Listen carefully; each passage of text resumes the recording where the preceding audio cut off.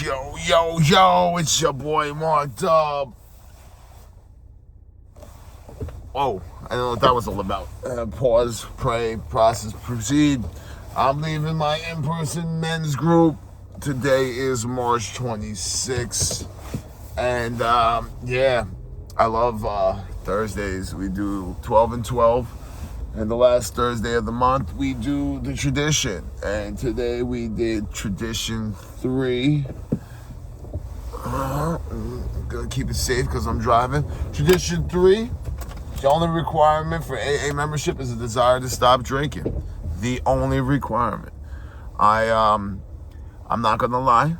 I'm just learning the traditions.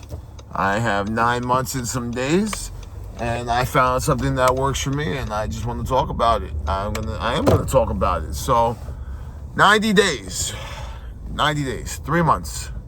If I do something for 90 days, I get pretty good at it. This is what I'm noticing for myself. Take it or leave it. Might work for you, might not.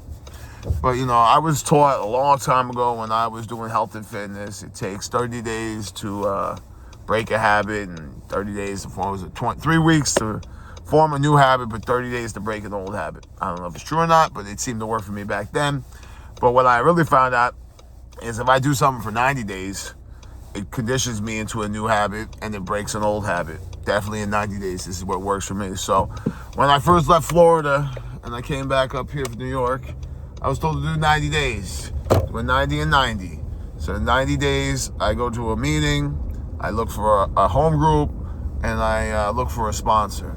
And I was very lucky on my first day back. I met a great guy. He introduced me to the GMG, and that's been my home group. It is my in-person home group every single day. That's a non-negotiable. For those 90 days, I went every single day. I only missed my in-person meeting in entirety, not going to the Zoom, one time, and that was Thanksgiving Day, because I was getting double pay. All the other days when I have court and whatnot, and I couldn't be there in person, they have a corresponding Zoom meeting, and I love it because there's really no excuse for me to miss it. So I did 90 days. I found a sponsor. I got an in-person group. Went every day, like I said. Then I did another 90 and 90, and it was on gratitude because I needed to learn more about gratitude. So for 90 days, and still counting, I do a gratitude list, and I send it out to at least 5 to 10 people every day.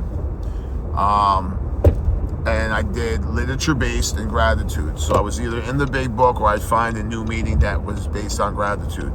And I did that for 90 days. And those 90 days passed, and then I decided, boom, let me do 90 days on meditation, because I'm not really good at meditating. I wasn't really good at meditating. I could not sit in my own thoughts for longer than 3 seconds, right? So I started doing literature-based and 90 days of meditation, which was really good. During those 90 days, I took the chair position for the GMG Monday morning conscious contact meditation. So no matter what, I hit a meditation at least Monday, and I start my weeks off right. I always used to say, and I still say, never miss a Monday. Start your week off right? Even if you miss the Monday, though, you can still start your week off right. You can start your day anytime, any second of the day, you can start your day over, which is fantastic to know. And when you start doing it, it's even better. But like I said, I did 90 days on meditation, and my 3 top favorite meditations: candlelight, where you light a candle, you stare at the flame, my thoughts drift away. Loved it. Sound bath, where you hear the different sounds and music that come over your body. Great. But my ultimate favorite meditation is going to a meeting, sitting quiet, and hearing God's message through these other people, other addicts, other alcoholics. And one thing a brother said to me into the group this morning, there's a lot of meetings out here, and there's a ton of meetings. There's a meeting for everyone. You just got to seek and you shall find, right? Some of these meetings are only alcohol, right? They're strictly alcohol, and you'll hear people say, well, I do dry goods because it's alcohol. But to be addicted, to have addiction, it doesn't matter the drug, alcohol, cocaine, marijuana, whatever it is. It could be gambling, eating, no matter what the addiction is, I can identify with the addiction. And when he said that, I was like, whoa, light bulb. And that's what I needed to hear today. I hear the message through these guys, and then I'm like, yeah, he's right. So now I'm doing a 90 and 90 on traditions.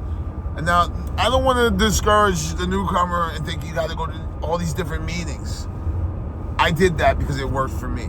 But as I was doing my first 90 and 90, I found the home group. I was experimenting with different groups. My second 90, I found a couple of different gratitudes meetings. My third 90 and 90, I found a couple of different meditations. I didn't do 90 different meditation meetings. I didn't do 90 different gratitude meetings. I just did at least one, maybe two new ones each week. And right now I'm doing traditions. And we do the tradition the last Thursday of the month in my home group. There's a great group called the Second Sandwich Shop where I spoke about tradition 2 the other day. They meet once a week on Tuesday, so I could always hit that meeting. Then there's a couple of other tradition meetings that I know about. I'm just going to go to those instead of trying to find new ones. You know, I got them. They're here. They're in front of me. Let me go. And by doing them for 90 days, I start to learn. It starts to sink in. I start to make new habits. I start breaking old habits.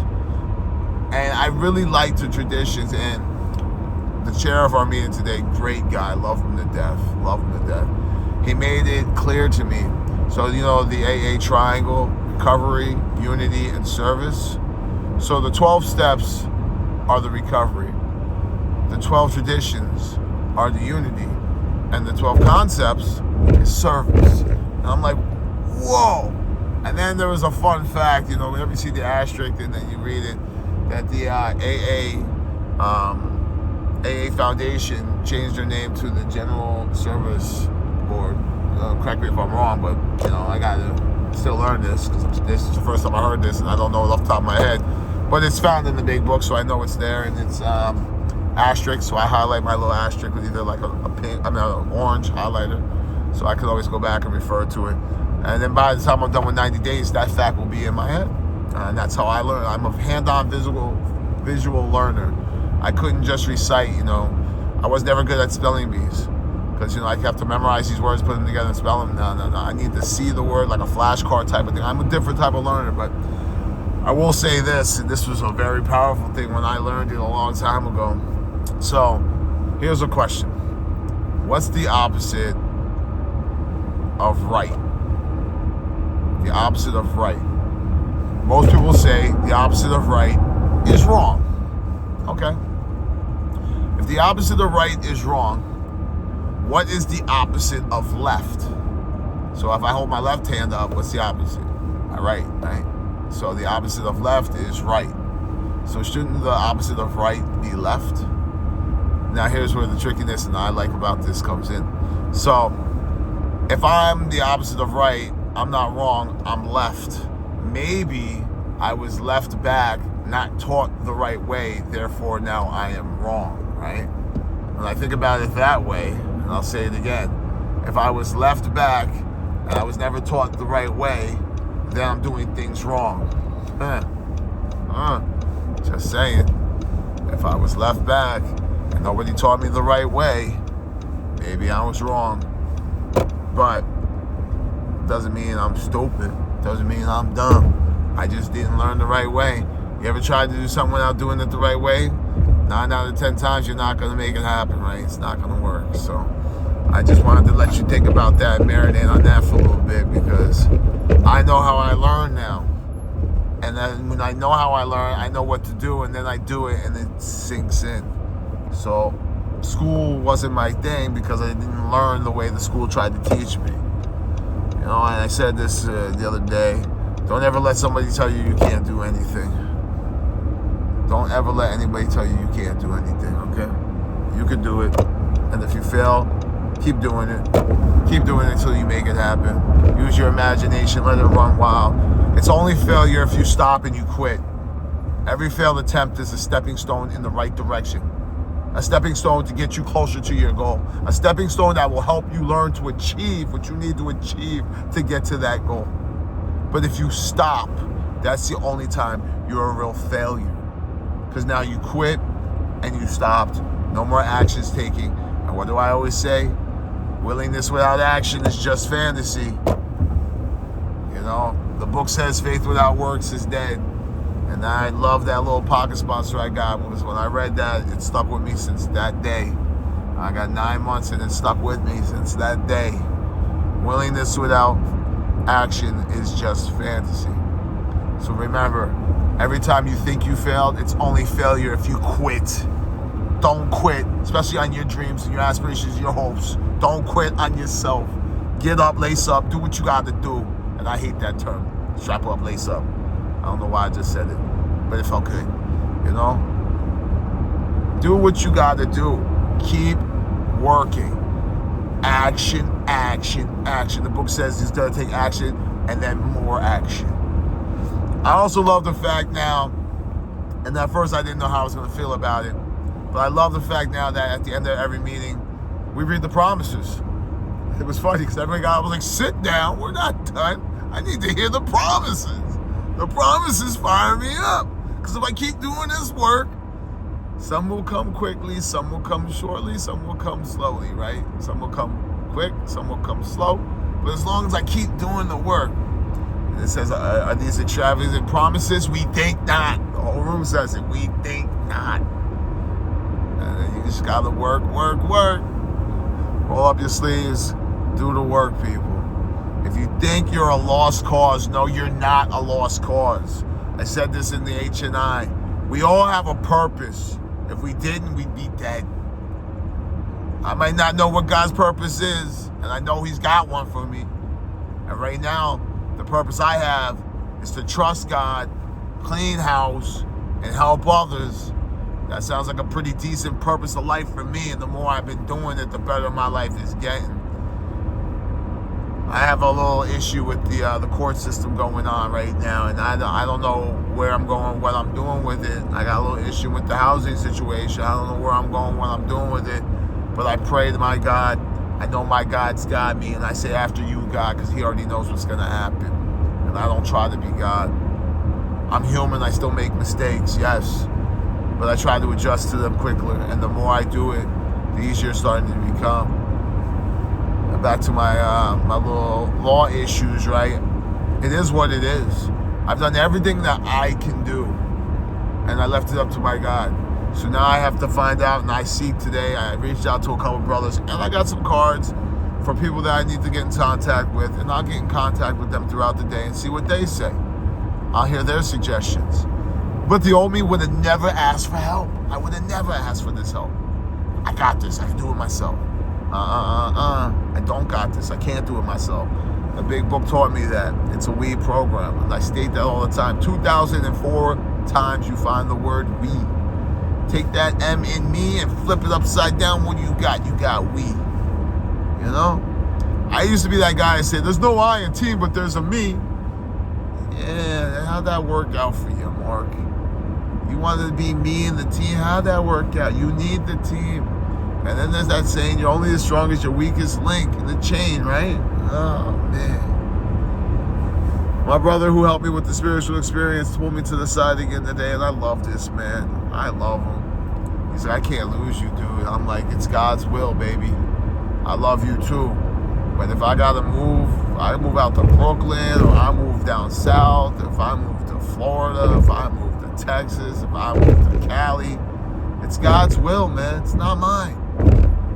I'm going to miss my in-person home meeting, but, you know, they got a Zoom. I'll be on the Zoom, baby. You know, but we'll see. I think God's got bigger plans for me. And I keep hearing, you know, Mark, you need to pursue this speaking thing. And I'm like, listen, if that's God's will, I will. But as of now, I'm just going to do what God wants me to do. Focus on today, just for today. I'm going to get back to the apartment. I'm going to do a reading. I feel so bad, man. I took 2 weeks off, and I haven't read with this guy in like 2 weeks and a couple of days now. We're reading Living Sober. We just read one step, right, in Living Sober.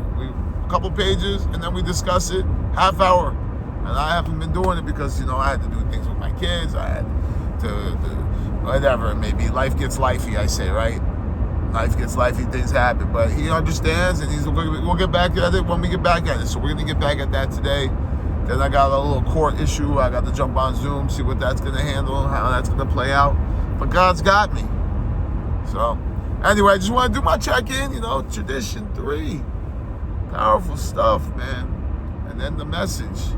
I hear the message to my brothers and my sisters in the fellowship, to wake up and read upon awakening, start my day off right, do a little meditation, do definitely some prayer, pray to God. Thank you, God, when I wake up. My most powerful prayer. Thank you, God.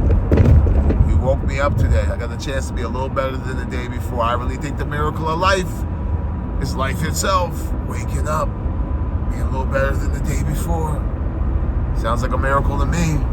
Miracle, opportunity, and hope, right? Well, anyway, y'all, I'm at 15 minutes.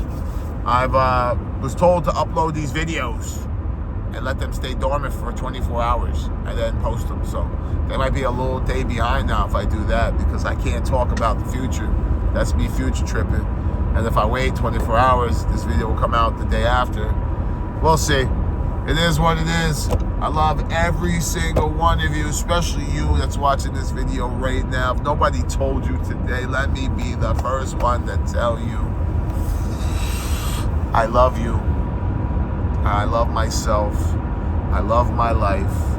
I love my God. I love my kids. I love my friends. I love my brothers. I love my sisters in the fellowship. I love my mother. I love my father. And I love my siblings. I love, because God is love. So like I said, if nobody told you this today, let me be the first one to tell you, I love you. This helps me more than you'll ever know. It helps me decompress before I go home, so I can take a little power nap, because usually I'm so fired up from the meeting. I love you guys. Y'all have a great day. Be productive today, all right? Peace.